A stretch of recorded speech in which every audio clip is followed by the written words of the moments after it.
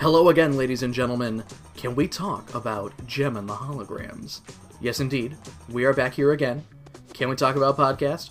Can we talking about a cartoon near and dear to our hearts at this point, Kristen? Probably more near than dear. A cartoon deeply entrenched in the glamour and glitter, fashion and fame of the 1980s, that neon nightmare, that pastel phantasm, that 80s cartoon, air quotes classic, Gem and the Holograms. I am the bright pink sunglasses of this equation. My name is Joe. I am a name tag clearly labeled Gem. I'm Kristen. And we are experiencing Gem and the Holograms via Shout Factory's Gem and the Holograms truly outrageous complete series box set in the wonderful world of Netflix. Kristen, I'm giving an update about Netflix. Yes, please. I'm watching Twin Peaks now. Nice. I started watching Star Trek The Next Generation. Cool. Didn't really ever peg you for Star Trek, man. It's weird. I had in Pinball Arcade, there's a Star Trek The Next Generation pinball table, and I'm like, That did it. I feel like I need to know more about this, so I started watching it. I'm halfway through the first season, I think. I would have started watching Twin Peaks a lot sooner if I had known there were only 2 seasons. I never finished the second season either. It's probably going to be a lot like me, where it's going to drop off in the second season. You're just going to be like, alright, I think I'm done with this. Well, I managed to get through 7 seasons of Buffy, so I know where my limits are now. That would do it. Yeah. Well, anyway, Kristen, this week, we go hunting. We're going to go hunting. We are treasure hunting in this episode, aptly titled... Gone Hunting, the treasure hunt, which... I don't know why I was under the impression that the treasure hunt, my mind read that as the scavenger hunt. And as I was watching the episode, I was like, they're not really scavenger hunting, are they? And I thought about it, it's like, they're not supposed to be. They're not really treasure hunting either. They're key hunting. They're looking for a key, yeah. Yeah. It's any game of Resident Evil or anything, you need blank to pass. They need the key to open the wardrobe to get the books inside them. Find some green herbs in there. Yeah. You know, some green herbs. As opposed to red or yellow orbs, Kristen? Oh, wait. Anyway.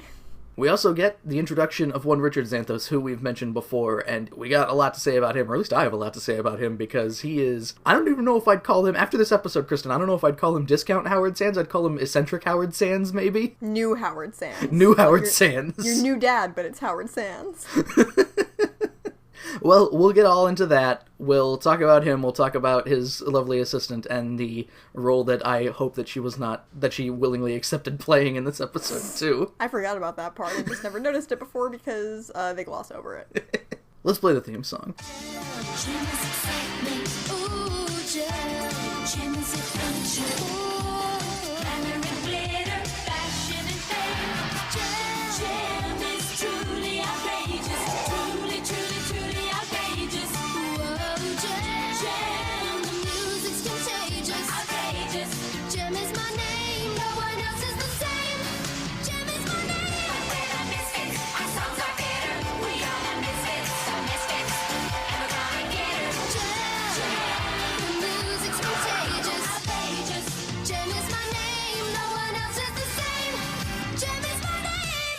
Joe, finally. Oh? Ba Nee is the star.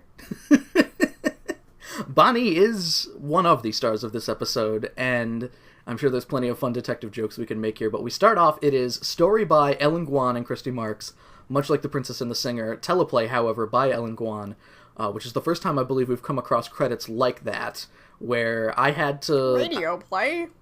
It's by Ovaltine. It's fairly obvious what it is when I thought it, like, for some reason I was like, teleplay, let me search that so I know what it is, but it's like you're saying, it's like radio play or screenplay. It's just, it's the script, pretty much. Yeah, interesting that they would change the credits like that, but well, it's alright. Probably Christy Marks was just like, okay, Ellen, treasure hunt, alright? Girls, gotta learn a lesson, gotta do something like that, books, So many books. Three Musketeers. Bad animation. Awful audio mixing. Christy Marks is holding a Three Musketeers in her hand, and it's just like, literature. Arabia. And Ellen Guan was just like, got this shit. And she wrote, Kristen, a very the more you know sort of episode. Mm-hmm. I mean, as if the episode itself doesn't bring it home for you, the songs certainly do. Oh, the songs are cheese, I would say. The new songs in this episode are all total cheese. We start at a building belonging to one Richard Xanthos, and I realized when I looked on Rockjam.com, I've spelled Richard Xanthos wrong throughout all my notes. I spelled it, like, way fancier than it should have been. In your notes? By adding a U in there, yeah, in my notes. Yeah, I just did Xanthos. I believe that is the correct correct way, but yeah, I put a Xanthos with a U in there too. He is the head of the Xanthos Charity Foundation. He's in a room with a bunch of press people, and Ellen Guan is not wasting any fucking time, Kristen. It's just, I'm here to announce a treasure hunt to take place at my mansion in Northern California. We're gonna hide some shit and the kids are gonna find it. And we're also introduced to Christine here, who I don't know if she makes a return. I don't know if I paid attention that much to whatever other episode Richard Xanthos is in, but I don't know if Christine is also in that episode. Yeah, they don't do a good as much of a job differentiating her, which they do with at least Richard Xanthos by A, giving him a weird name, and B, he has like skunk hair. Yeah, he's got the old salt and pepper going on there. Yeah, so Christine, the only thing that's unique about her is that she has some big-ass earrings. Is that she plays Scheherazade at one point. Yeah. So she explains further. Richard Xanthos said 2 words, and he's way too rich to say more than that, so Christine is just like, I'll explain the rules. It's 2 teams will be involved in the hunt, and the winner will get a priceless item from the Xanthos collection. The part they don't mention is that this appears to be an orphans-only treasure hunt. You know what? They did neglect to mention that, didn't they? Because it ends up being an orphans-only treasure hunt, basically. But it being a charity foundation, maybe that was implied? I don't know. Oh, it's for the kids. The teams have not been decided, but they are looking at all of the orphans across middle LAX, California, where they're probably not much further than that, I guess. Cut to outside somewhere. The Starlight Girls and the Holograms are all playing volleyball. It seems like Kristen, from the way that this conversation goes of Ashley going, we're gonna be in the Olympics, the orphans are kicking the Holograms' ass at volleyball. I guess so. It's most likely, I would say, that they are losing like good adults on purpose. Also, the sound effects in this episode are all over the fucking place. Did you have this in your DVD? I don't know, maybe I wasn't paying close attention to the sound effects. What would you mean? They are mixed way louder than they should be. So we come into this volleyball scene and we just hear like, oh, we're doing it. Because that's literally what it's like. I will mention a few other instances where I noticed, why was that so fucking loud in a bit? That might be a Netflix thing. I don't know, because I don't remember. I feel like that's something I would have noticed. So we were introduced to Starlight Girl Anne at this point, Kristen, who I believe is the one that we referred to as not Deirdre previously, correct? I don't remember what she looks like even now. Is she Small Lindsay? Oh, she's Small Lindsay, yeah. She's got the headband and the kind of wavy-ish hair. Okay, then I do know who this is. Then maybe that isn't not Deirdre. I don't remember. Oh well. Jem is surprised at Anne's progress because apparently she just learned how to play volleyball today. She says, you're a good teacher, Jem. And I think she is being like so blatant about, you taught me, how nice, because Jem never does this. This is the first time we were ever seeing this happen. It's a cry for Jem to spend more time with them. Deirdre is actually watching from behind the curtains at the house, and she's just like, why wasn't Jem there for me? Yeah, Deirdre's not in this episode. Fuck her, I guess. Song number 1 of the evening, Take the Time, which, Kristen, this is a very the more you know sort of song. Yeah, we're not gonna play this one because it makes me angry. The first note that I have after it is, of course, Jesus Christ, it's time for a song already, which we are probably a minute and a half into the episode. I always feel awkward when we go headfirst into songs. Yeah, I feel like we haven't had enough time to get into the groove yet. There's a lot of volleyball imagery to start off, and then we see Kristen the far distant future of the 1992 Olympics, which, considering it was 1987... I mean, I guess I understand the Starlight Girls probably aren't old enough to participate in the 1988 Olympics. Yeah, so I'm sure they all did some internal math to flash forward and make sure that they picked the right Olympics year. And just for internal purposes, the 1992 Summer Olympics were in Barcelona. How nice. So Anne, Ashley, and Ba Nee are all on Olympic pedestals. There's the 5-ring Olympic logo flipped upside down so they don't get sued because, great. Kristen, the Olympics are very protective of their brand, probably to the point where you can't say the word Olympics in a lot of media. Yeah, they told the Pope not to tweet about the Olympics. Recently. So let's just say the World Games, and they don't refer to it as such in Civ. They refer to it, I believe, as the World Games or something like that. I don't remember. It's been a bit since I've played Civ. I took over the world and then I needed to take a long break. We got volleyballs turning into music notes. Kimber is teaching Chrissy the keyboard, Kristen. Yeah, and apparently she gives that up because when we cut to her later, she's conducting an orchestra? She is a maestro, and that starts with learning how to play the keyboard, I guess, and Kimber is clapping. For some reason, Kimber does some very aggressive clapping once Chrissy, plays 3 notes on the keyboard, and that transitions into her aggressively clapping Chrissy being a maestro, which deserves an aggressive clapping, but still, you know? Apparently it infuriates Chrissy because she throws her conductor's baton into the audience, and I can only imagine it went through Kimber's eye. We got a needle going through fabric. Shayna's wearing her shitty overall costume. I don't remember the episode that it's from, but where she looks like a cabbie, kind of. She got the cabbie hat. She's teaching it. She looks like she should be shoveling coal into the back of a train. She's teaching Ashley fashion. Fashly. And coal. Here's how you power a train, kid. Want some cigarettes? Boy, do I. Actually, she starts to go into the future herself, and she names her clothing line Ashley Wear. Which, I mean... That's a bad name, Ashley. She also chose Ashley in the Starbrights. First Star I See Tonight as her band name in the Gym, so... Like, why couldn't she name her clothing line Starlight? Oh, or Fashions by the Cheat. Yeah, that one works too. Deirdre is not learning a life skill. No.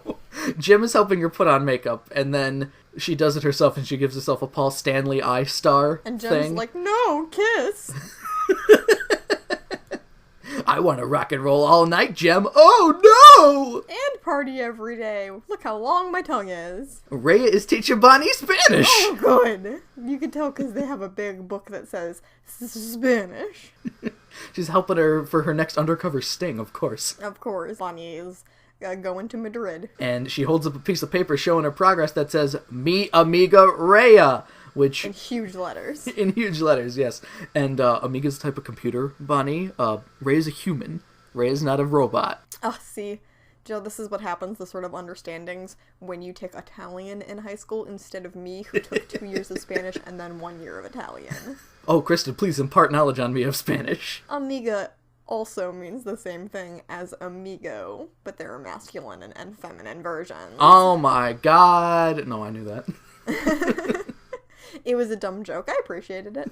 They hug, and we see all the holograms with the person that they helped together. I guess I failed to mention, I believe Aja was showing Anne how to play volleyball, and we missed that because it happened so quickly, and before I realized that they were doing a thing with each individual hologram was showing a person what to do. Why didn't Jem teach her how to play volleyball? It got, like, what happened in the actual story part of the cartoon. They just switched it to Aja because they were like, oh no, we still don't know what Aja is good at. Yeah, Aja's the odd man out, Kristen, which is the problem, because then they have nothing for her to do. See, they attempted to develop Aja and then gave up. Rhea's electric drum kit suddenly has the Gem logo on the bass drum, like the big front drum, just so we can zoom in on it at the end of the music video there. Great.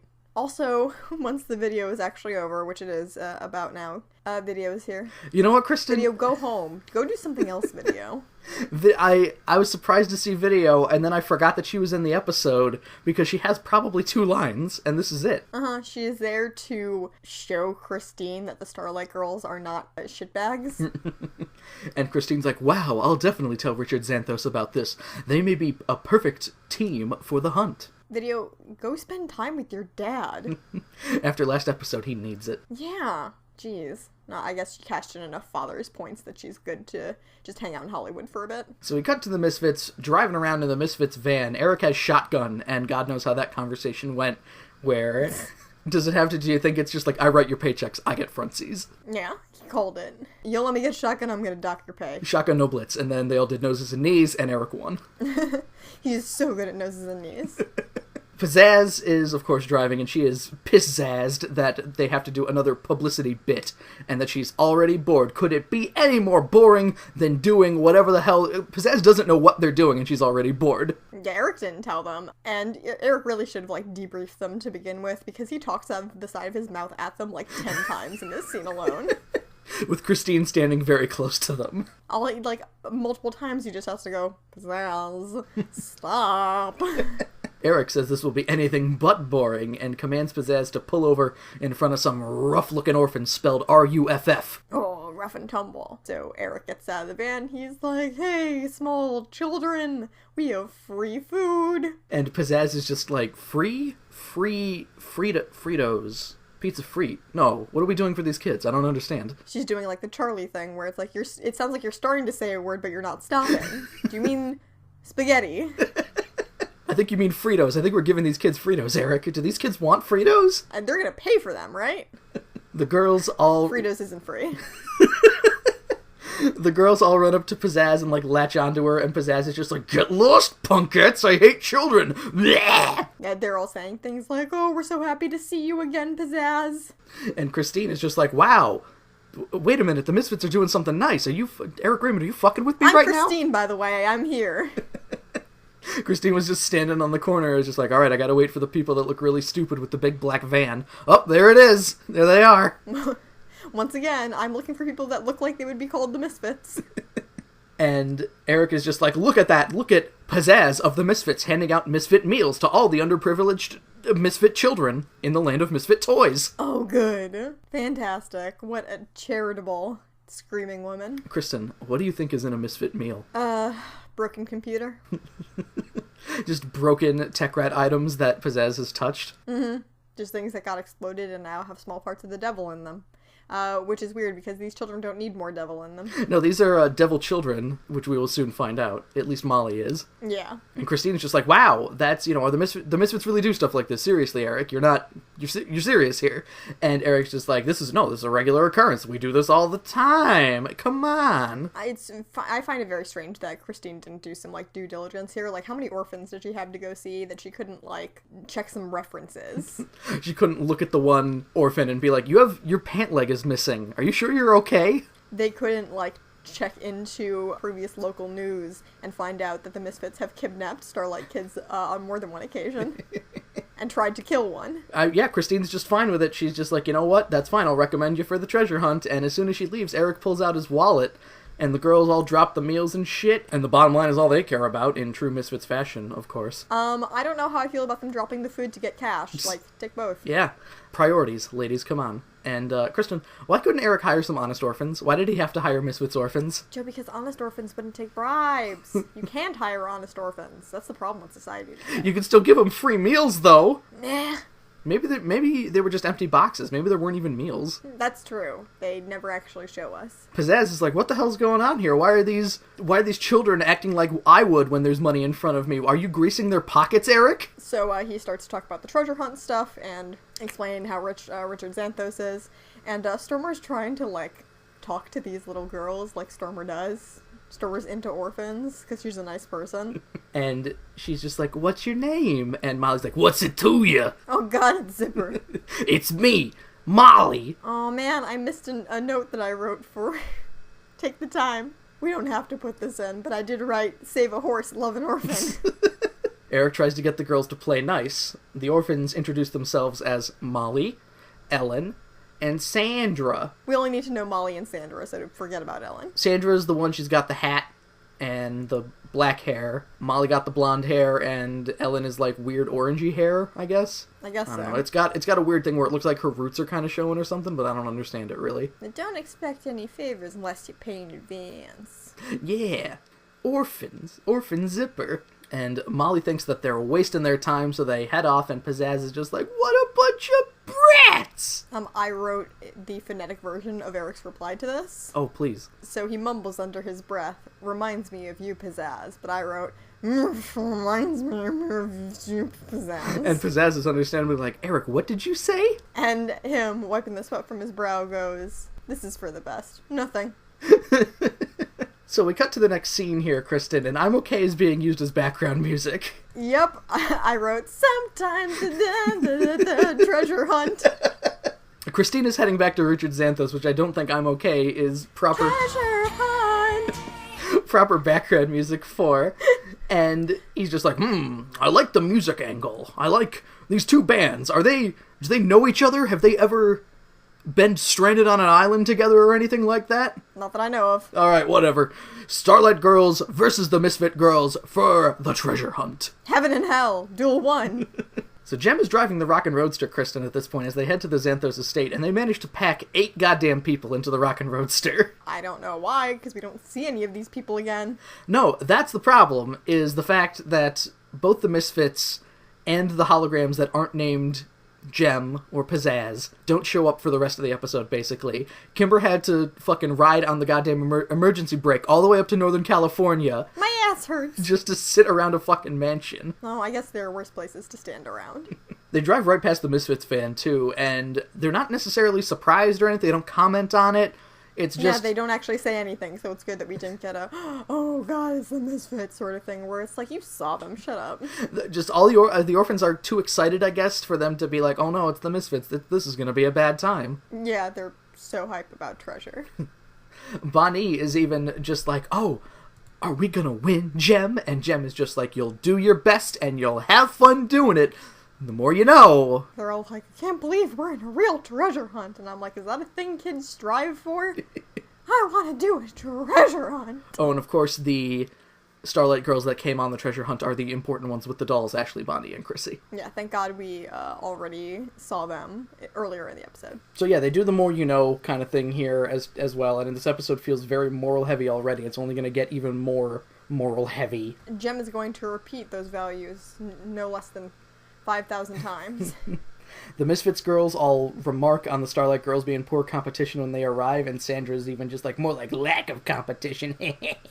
I wonder where they get this confidence. I mean, it has to be from knowing that they're going to cheat, because it can't be them being like, oh, we know more about books than they do. Richard Xanthos introduces the game from a balcony, and I get a real, like, Most Dangerous Game kind of vibe from this. I don't know if that's just me. There are weird men in suits standing behind him who don't say anything. Run around my estate, and I promise I won't try to hunt you. Spoiler alert, you're the treasure hunt. Cocks gun loudly. Yeah. While Richard Xanthos is talking, we have one of the other egregious sound effect things where he puts his hand down on the railing in front of him, and it is so loud it sounds like he slapped it. Like, you know, how it sounds when you accidentally put your hand down too hard on, like, a metal tube, or you're wearing a ring and it bangs off of it. Whoops-a-daisy. It was crazy. He starts to explain the rules here about the treasure hunt. There are 4 riddles that need to be solved, each to do with a classic piece of literature. After solving a riddle, they'll get a map to the next riddle, which will eventually lead them to a key that looks exactly like this one, he says as he pulls out a very normal key. Have you ever seen a key before, or are you too poor to have seen one? Apparently it's a brass key, I think, but they don't. Whatever. The animation doesn't do a terribly good job. It looks like a key. And then Richard Xanthos is like, alright, well, Jem and Pizzazz, you will lead your respective teams of orphans. The rest of Holograms and Misfits, Why'd you bring them? What am I supposed to do with all these women?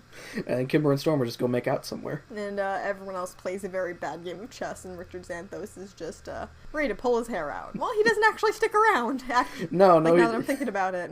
The men in the suits are there to wrangle the Misfits and the holograms. He's watching a chess game between Shayna and Roxy, and Roxy's just like, "What? How does the horsey move?" And Richard Xanthos is like, "Where's my pirate costume?" I can't do this anymore. Richard Xanthos says that the team captains cannot help the girls in any way or they will be disqualified. And Jem is just like, I promise to not help my girls, Mr. Richard Xanthos. And Pizzazz is just like, huh? Well, yeah, or whatever. Pizzazz couldn't help them with the questions anyway.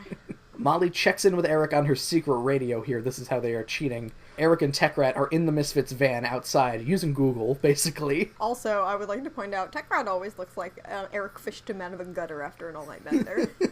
He should have 5 o'clock's shadow if that's the case, and he never does. Maybe he just can't grow it, Joe. True.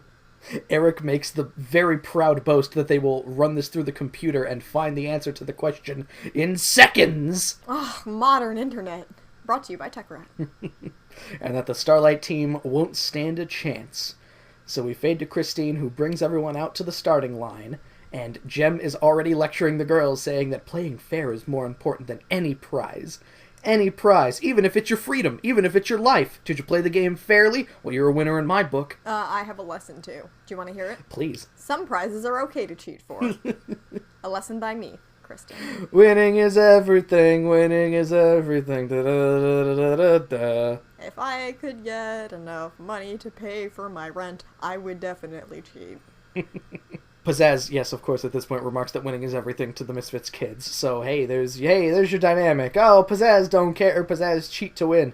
And considering the events of the episode, cheating to win was a viable option, it looks like. I guess so. Richard hands out the maps. Pizzazz and the Misfits head off, jeering at Jem, being like, hey, oh, see you at the finish line, Again, that confidence that only cheating could give you. So the Misfits girls map leads them right to a river with the Native American kind of canoeing around here, just hanging out, canoeing in a river. I got a lot of As they do. I got a lot of questions about the actors here in this episode, Kristen. All right, so first off, the guy comes to the shore. Molly's like, "Hey, give us the riddle, buddy. Come on, let's go." And he very loudly announces, "I am Hiawatha. Where was I born?" It's the production value and the theatricality are at odds. I think that's what I feel like the problem is. It's like, oh look, these look like perhaps there was an episode somewhere down the line where they time travel.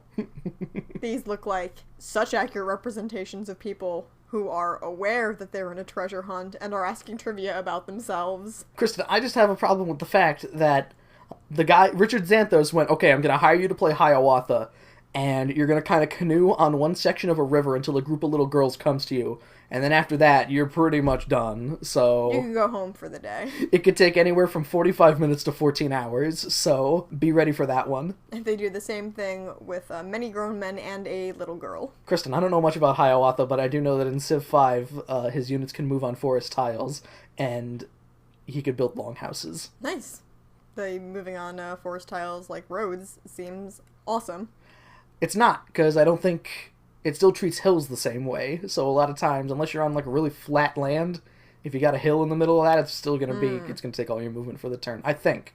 I haven't played much as Hiawatha in Civ, so I don't know. I've only played one game. Molly asks her earring, where was Hiawatha born, and Tekrat Googles it, and it was on the shores of Gitchi Gumi. I don't know why they need to specify the shores, but Molly repeats it exactly the same way. It must be part of the literature. I don't know. Kristen, Gitchi Gumi sounds like a Japanese confectionery candy. Kinda does. I would eat that. He just hands over a map then, because he's just like, cool, alright. And that's it. I mean, he does more later in the episode, like a little more, but after that, he probably could have gotten out of his canoe and walked back to Richard Xanthos and been like, alright, cool, give me my $14, I'm good. He was just waiting for the after party. The next riddle of theirs is at Looking Glass Lane. The Starlight Girls see that the Misfits are basically already way ahead of them, too, and looking at the map, they're like, we gotta go to the Arabian Garden on the other side of this river. And Ashley, Kristen, stupidly goes, there's a shortcut, which is a log that leads across the river when there's a bridge 10 feet to the left of where they are. Ashley doesn't have time for that. Jim says to be careful as they cross. Would that be helping, Kristen? Advice saying be careful? No, also... It's worth noting, Jem stays on dry land as they attempt this. So they all go to, the orphans go across the log here, and Molly is just like, wait a minute, I got an idea. They all start, like, rolling the log, Pizzazz, Ellen, and Molly do, and Sandra is playing the role of Stormer here among these orphan misfits, and is just like, guys, I don't think this is a very good idea, and Molly's just like, what's the problem? We're just gonna slow them down a little, ooh! And poor Ba Nee. It's always her, isn't it? She gets rivered. Yeah, she falls, nearly dies. I don't know. She doesn't, well, we end segment 1 before we find out the fate of Ba Nee, whether or not she is buoyant. She is her detective serial. Here's where the cliffhanger is of her. I was in the ocean. I didn't have much air left. And that waterfall was coming up pretty quick. Ba-da, ba-da! This looked like the end for me. I only wished I wasn't underwater, so I could have one last cigarette. Segment 2 starts. Ba Nee is still calling The cigarettes weren't what got me in the end. My doctor was wrong. I didn't need to stop. He needed to stop. Someone tell this waterfall to stop. And it does. Well, segment 2 starts here, and Ba Nee is still calling for help, but here comes Hiawatha, and he doesn't even say anything. He just is, he goes like, grab my hand, or something like that, and picks her up, and just puts her ashore, and Ba Nee's just like, thanks, and then he just canoes away, and that's it. In my imagination, he doesn't even pause, he just puts her down on land like he's doing a drive-by Ba Nee drop-off. And then he goes over the cliff. Do you realize how demeaning this is? Goodbye! See you later. So Jem asks if Ba Nee is okay, and Ba Nee is just like, doesn't matter, let's go! We got stuff to do! I don't care that my clothes don't look wet anymore, let's go! Gotta get those hints! Yeah, Ba Nee's made of steel. She's like, I'm soaked to the bone now, but whatever. It's a nice day. But at least my cigarettes are safe. And she kept them in her stomach. Don't smoke, kids. Yeah, don't swallow a carton of cigarettes, kids. So Kristen, Richard Xanthos has a fucking Arabia-style section to his backyard, which this is the first time we see anything kind of weird about this, and we find that he has much more weird shit in his backyard. Possibly, the Arabia Garden might be the weirdest thing. I don't know. He looks like he owns an entire, small island. The entire north section of California. Just has this archipelago all to himself. So Ba Nee points out Scheherazade, like, instantly, even though it's Christine dressed up as a famous queen. No. Arabian queen. Well, something like that. Something like that. So, here's the thing that I know. First of all, I have not seen Scheherazade. It's spelled nuts, first of all. Yes, it is. I have heard Sherazade, which is a much shorter version of the same name for this character, but yeah, it's like, the whole thing with 1001 Nights is that there was a king who kept taking wives and then having them executed the very next day because he was afraid that they would cheat on him. And Sherazade kept herself from being executed by telling him stories every night and then ending on a cliffhanger, so he would need to wait till the next day to hear the story. You know what, Kristen? I know it's pronounced Scheherazade because there's a pinball table I have called Tales of the Arabian Nights, and one of them is the Tale of Scheherazade. Well, great for you, Joe. Anyway, 1001 Nights is where stories like Aladdin were first written. So during Open a Book later, when I forget who it is gets on the magic carpet with somebody, it is Aladdin, yes. I guess? I guess so. My problem is a lot of these Starlight Girls and such all notice these literary characters pretty much instantly. I mean, some like Robin Hood and King Arthur, whatever. That's probably pretty obvious. But like Scheherazade, for me, I would have been like... That could have been anyone. I would be like, is that Jasmine? Who's that? In the Star Kid musical production, Twisted, which is the story of Aladdin from Jafar's perspective, they have a princess character, and they only ever call her Princess, because they can't call her Jasmine, even though she's clearly dressed exactly like Jasmine. I also wrote in my notes that I'm pretty sure that that's Christine dressed up as Scheherazade, and correct, she is. You were right. I didn't notice, because I didn't think that the cartoon would do that to me. She asks how many voyages Sinbad the Sailor made. Here is where I started guessing on them themselves, because I'm pretty sure it was 7, again, from the Tales of the Arabian Nights or whatever fucking pinball table that I have. There's a few of those. I remember Sinbad being a thing at Universal Studios. I remember Sinbad from the It's Always Sunny in Philadelphia episode Dennis Reynolds and Erotic Life. Great. And Rob Thomas from Matchbox 20 was there. Awesome. So Chrissy says that she is stumped, and we cut to the Misfits girls at this point, and we find that Richard Xanthos has Alice in Wonderland land in his backyard, basically, which is... Joe, I think that's just called Wonderland. Oh, excuse me. And again, he paid some little girl to dress up as Alice to hang out near a White Rabbit statue. I'm Alice. Big deal. What's the riddle? Okay. Well, shit, dude. Alright, then, we're doing this. Alice is also very clearly Kimber's voice actress. Yeah. And I didn't notice it yet. There's a point later where she becomes ice cold that I notice it. But Sandra is definitely voiced by Shayna's voice actress. Yes. Yes, I noticed that as well. And Alice is just like, so I'm going to a tea party. And who am I going to go meet at the tea party? Molly does talk into her lapel to act as though she is pondering the answer. I don't know. Who is Alice going to meet at a tea party from Lewis Carroll's book Alice in Wonderland, circa 19-something? And Tech Rat's like, I know! 18-something? When were the Through the Looking Glass books and shit made? Joe, I don't know. Whatever. Don't matter. And yet, Tech Rat gives the answer of it's the Mad Hatter and the March Hare, which I definitely remember the Mad Hatter. I don't know who the fuck the March Hare is, Kristen, although I don't think I'm on Wikipedia. I don't think I've seen Alice in Wonderland, so I don't know. Yeah, I haven't either. I'm aware of the March Hare as a character from a lot of the anime I've watched that, Has the Alice in Wonderland episode. Yeah, that was a big thing in the early 2000s.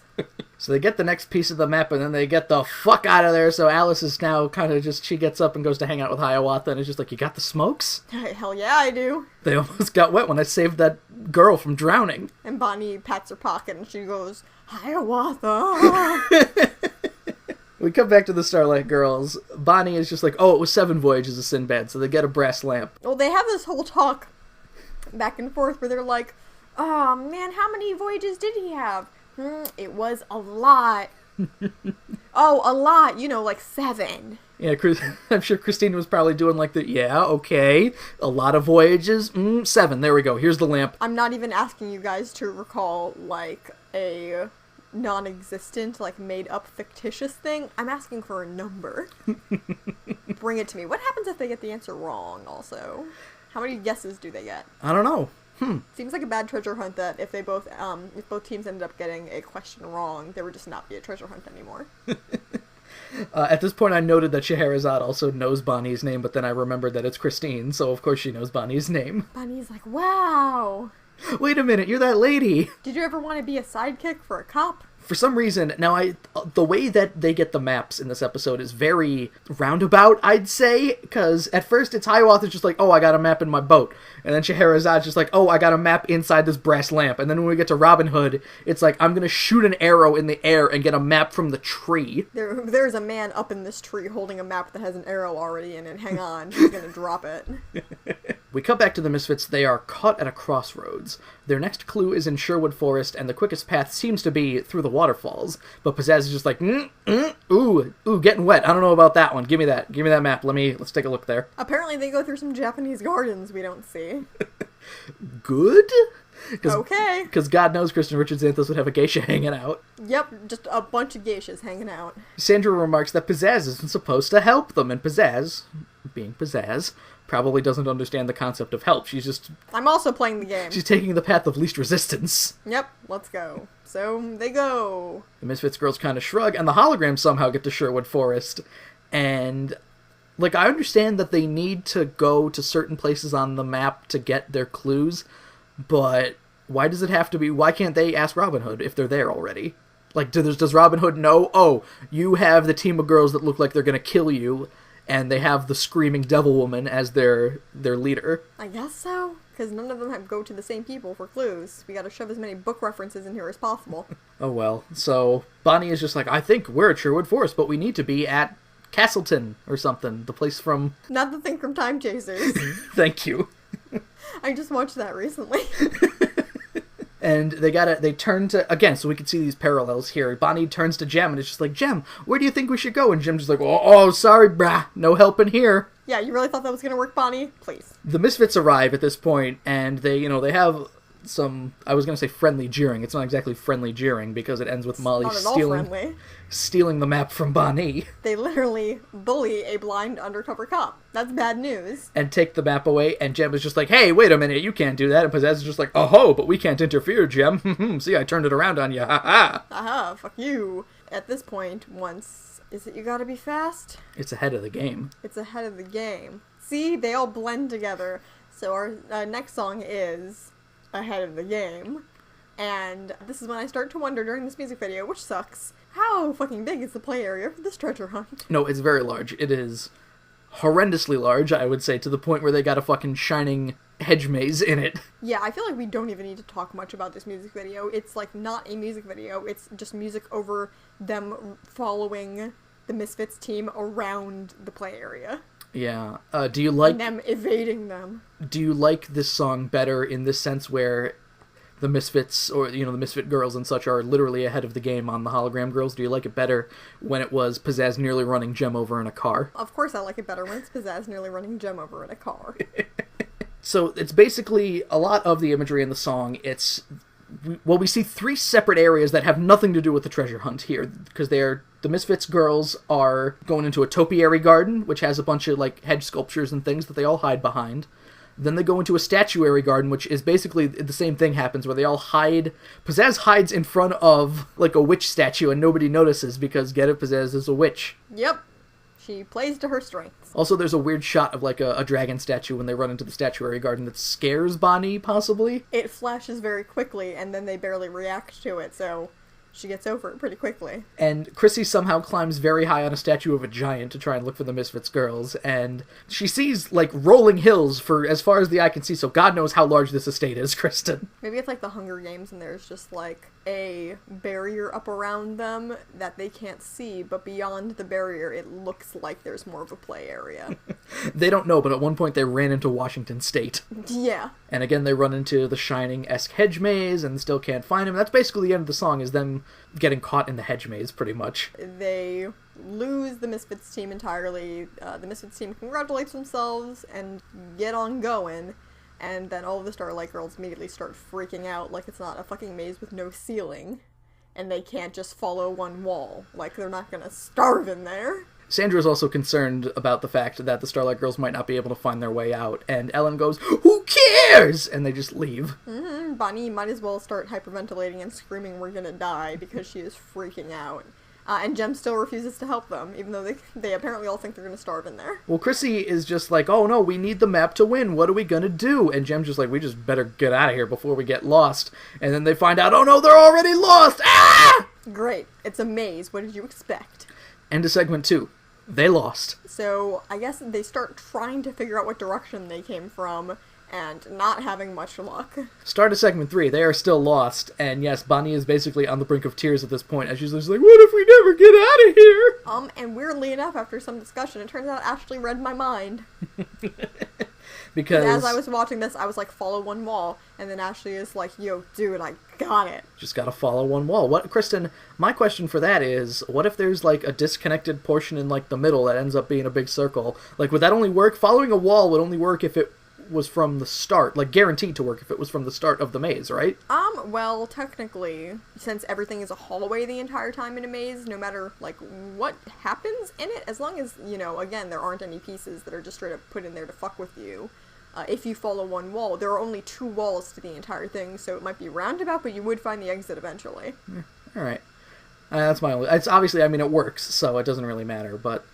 Yep. We cut back to the Misfits girls. They find Robin Hood, and this time there were even actors that are hired to be merry men and some rich dude that they steal from, and... Who is so cavalier about being robbed. Robin's just like, thanks for your kind donations, sir. And the rich guy's just kind of like, oh, I don't have a choice. It's okay, I have more. Much more. So the Misfits girls come in, they break up the scene, they demand a clue, and really into character, Robin Hood is just like, fair maidens, yes, I'm here for the treasure hunt. And Molly's just like, just fucking give me the riddle already, Jesus.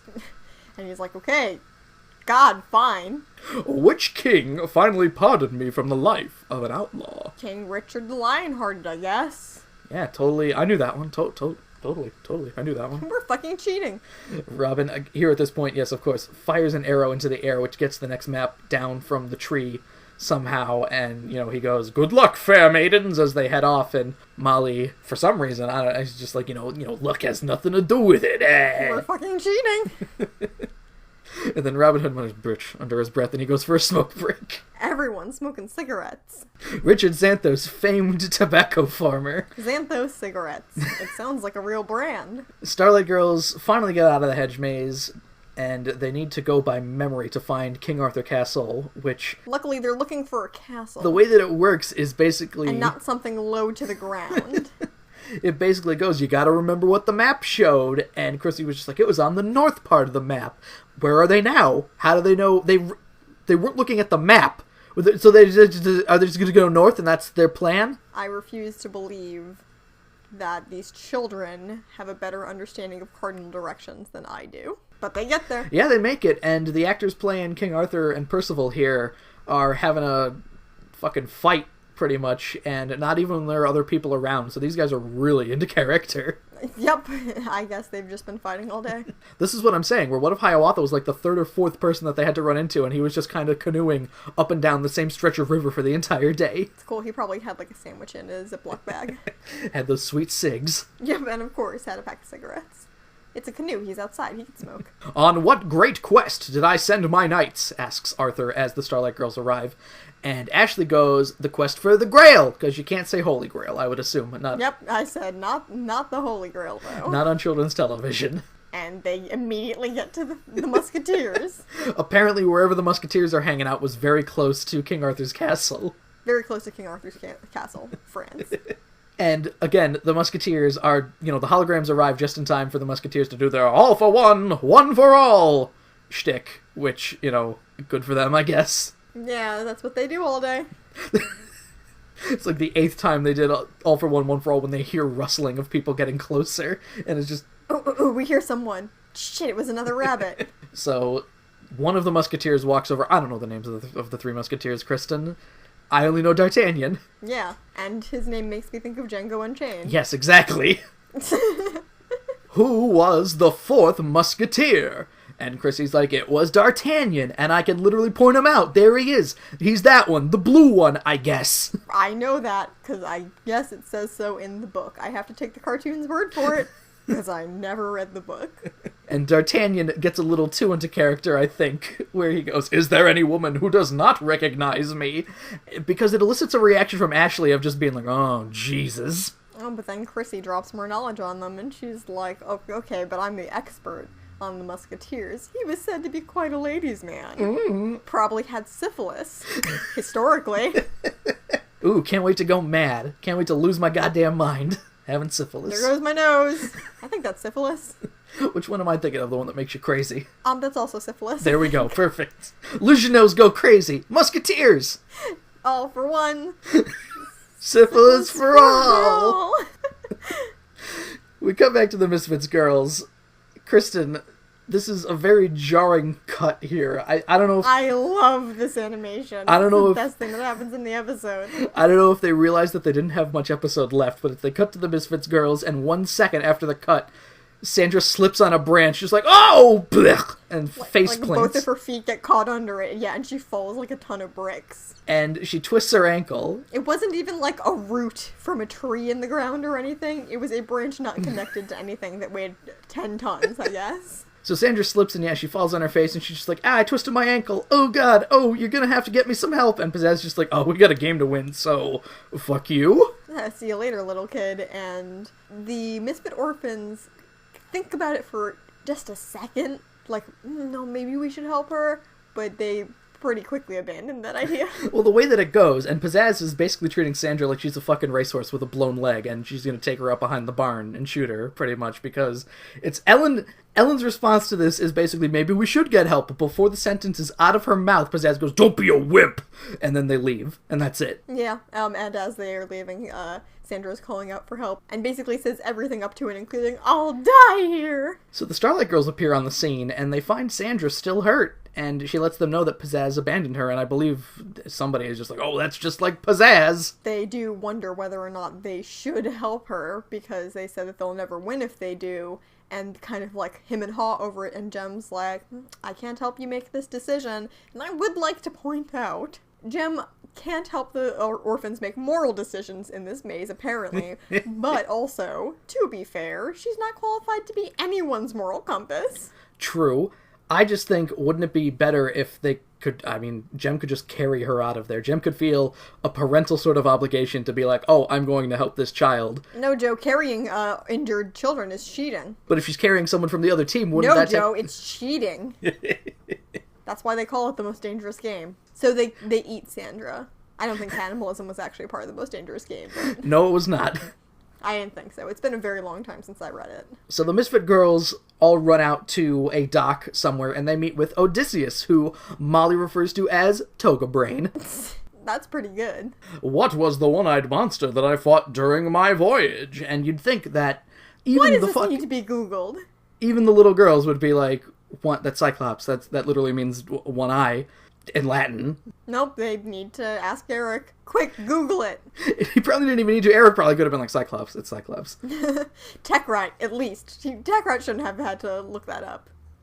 Someone there should have known that. They think that they've won at this point because they got all 4, but they forgot about the fact that they still need to find the key. So Odysseus is just like, "Get on my boat! Take you to the key! Let's go! Boat time! Boat!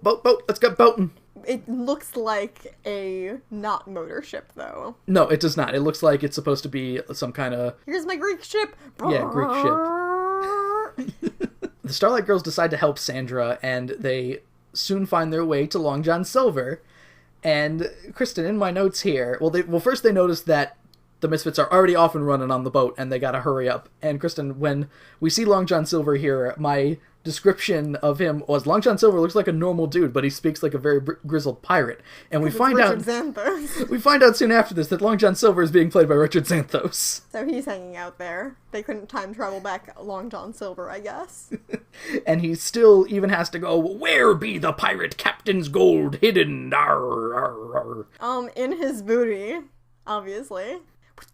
Apparently it's on Treasure Island, Ba Nee answers, and, where it's very close to the end of the episode, so we don't have time to fuck around anymore. I think his booty was a better answer.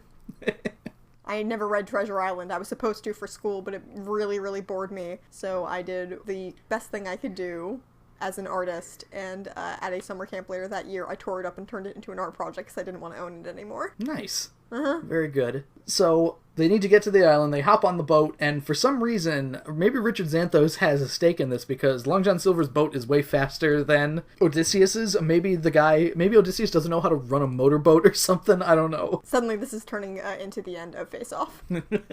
And yeah, they all jump across each other, and Richard Xanthos' boat flies into a police boat. Someone has a harpoon gun. Yeah, Molly gets a harpoon through her chest. Ah! She starts cutting up her face with glass. No! So they basically get onto the island at the same time here and run over. Ashley and Molly grab the key at the same time because Ashley's super fast, I guess. Kristen, Molly's a street rat ruffian. You would think she'd be good at running. But Ashley has a rich orphan's athletic education. So Scheherazade and Long John Silver are here. It is indeed Christine and Richard Xanthos. And she's just like, what happened, Richard? They grabbed the key at the same time. I saw it happen. Since that is the thing, I guess, Richard Xanthos is like, good news, I have a riddle. Riddle slam. Just in case I had a riddle in the back of my head here, so very theatrically. Yeah, it's not even a trivia question, it's a fucking riddle. Closed, they are silent. Nothing more.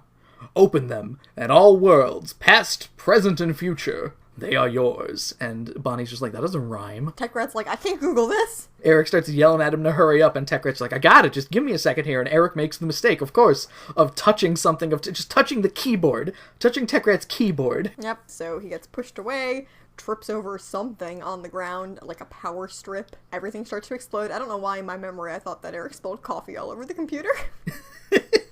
In his frenzy, he spills coffee on the computer. Maybe that's a different episode. Is that how Journey Through Time starts? Tekrat has a time machine, and Eric spills coffee on it? It might be. Either way, I wrote, Eric, you putz. Somehow it breaks everything, yes, and Tekrat does this, my precious computer! Why'd you do that? I hate Tech Rat. You're no Charlie Adler.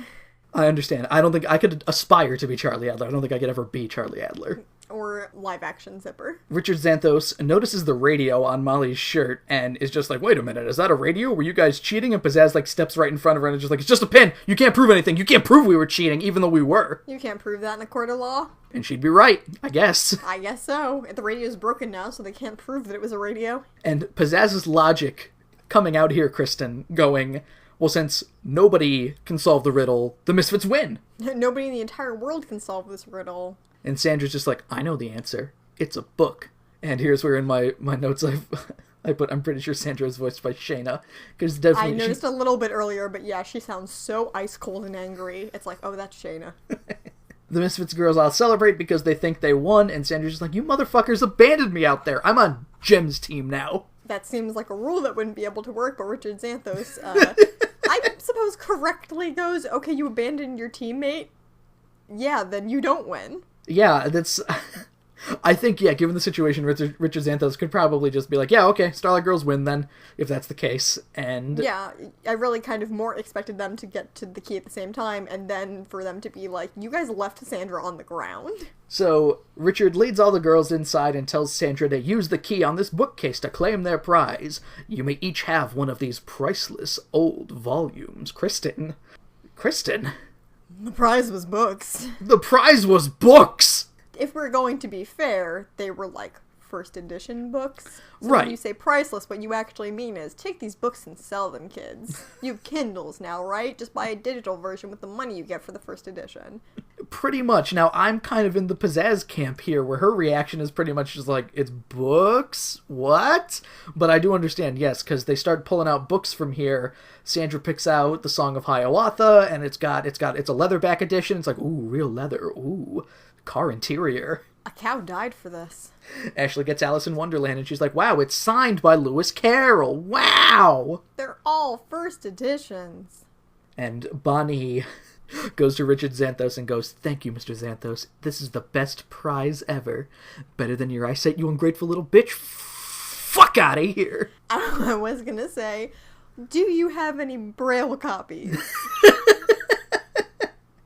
And Richard Xanthos just goes, no, I don't. And yeah, Molly is pissed that the prize is books, pizzazz 2, and Jem, on her highest horse possible, goes, "Books are priceless, pizzazz. They are the key to all worlds," and we get... Yeah, Pizzazz doesn't give a shit about your bookie words, Jem. Also, this episode wouldn't have worked if Roxy was the one leading the Misfits team.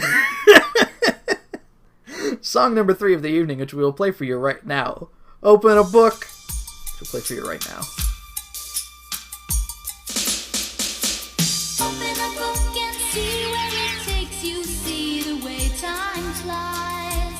Open a book and see how it makes you open up your eyes. Open a book and be transported to a world you never knew.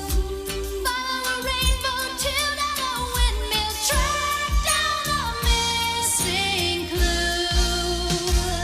Open a book. In between the pages, what wonders you will find. Open a book and open up your mind.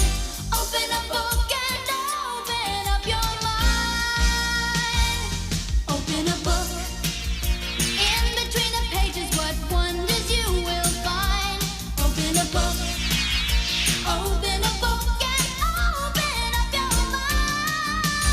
Open a book and open up your mind. Open a book and open up your mind. Open a book and open up your mind. I did not pay attention to any of the imagery in this song. I got the concept the first time and then got bored. I paid attention because it's all basically, it's the same thing happening over and over, basically. Jem opens a book, and it summons an anime white rabbit from Alice in Wonderland. Also, the lyrics, "See how time flies" happens as a watch with wings flies at the camera. That's a little literal.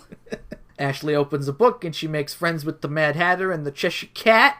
And they smoke some drugs. Chrissy opens a book, and she hangs out with D'Artagnan before suddenly getting knocked on her ass by a rainbow. Which is probably for the best, because I don't think that was a very friendly environment for women. She also flies onto a windmill, which, is that a Don Quixote thing? Or is it just... I think the lyrics mention a windmill, so maybe that's why it was there. That's the only famous piece of literature I know that's like windmill. And she meets with Sherlock Holmes, who I'm surprised actually wasn't in the episode, because just about everybody... Should have been Ba Nee. Just about everybody else. Yeah, should have been Ba Nee wearing the Sherlock Holmes hat. Ba Nee opens a book and she finds some small Gulliver's Travels people, I think. She just finds small people, which just reminds me... Giantess Ba Nee. Just reminds me of the Twilight Zone episode with the little people in it, called The Little People, I believe. I don't think I've seen that one. It's just some spacemen land on a planet and they act like gods to these little people, and one guy fully embraces it before the other guy just leaves, and the other one finds that the big twist is that there are even bigger people on the planet, and just as he's being picked up by these very large people, just very hysterical, he goes, "Don't you understand? I'm the god! I'm the god!" So, before that end part, it's kind of like the episode of Futurama where Bender has those people colonize on him. Yes, kind of. Okay. Similar in practice. The Futurama one, at least Bender's trying, though, I think. He's trying to be God, where in this one, I think one guy's just like, "Ooh, no, I don't know about this one," where the other guy goes a little too far being God. Gotcha. Because I believe he steps on some people at some point, too. Like, fully aware of what he's doing, just to be like, "Aha, I am a vengeful God." That's not how that works. Thanks, Twilight Zone. Kristen, I'm remembering this very sparingly. I might not be correct with any of this. I will look it up on Wikipedia later, don't worry. Sandra opens a book and she hangs out with Hiawatha. Ellen opens a book, she hangs out with Aladdin. Molly opens a book, she hangs out with some knight. And she looks happy doing it, at least. So, maybe the tale of King Arthur, the Canterbury Tales or whatever the fuck, maybe that's just her thing. Maybe she's like, "Yeah, cool." Nice. The kids try to offer some books to Pizzazz, and Pizzazz looks like they're poison, like they're putting Bibles in front of her face. Maybe that's the only book that she's familiar with. No, that one burns me. Oh, it's got a cross on it. And they do not convince her to open a book by the time the song ends. And that's basically the end of the episode, and I'm surprised that a giant The More You Know star doesn't fly across the screen or something at the end here, where Jem is... I mean, the last lines of Open a Book are, "See what it could do for you," or something like that. Basically, her telling the audience, "Why are you watching television, you lazy ass? Open a book!" The more you know. And that's the end of the episode. Kristen, what was your biggest takeaway from the treasure hunt here? That this cartoon was attempting to shame me for not reading books anymore. Did it do a good job? It didn't make me feel bad, so no. Was it a little morally heavy-handed. Yes. I mean, like, I have, like, 5 books underneath my bed. I will read them eventually. I also have a full-time job. Maybe kids should read books, but I don't have the time. Once you hit high school, who gives a shit? Mm-hmm. You just learn to start skipping your summer reading and doing cliff notes and stuff. You're good. And if you want to read a book, more power to you. I'm not going to read a book, though. I'm not going to read a book. I have video games to play. So now's the point in the evening where we will list off all of the fun contact things where you can find us. You can follow us on the Twitter machine at CWTAPod. You can follow me at Octopus, that is AWKTAPUS.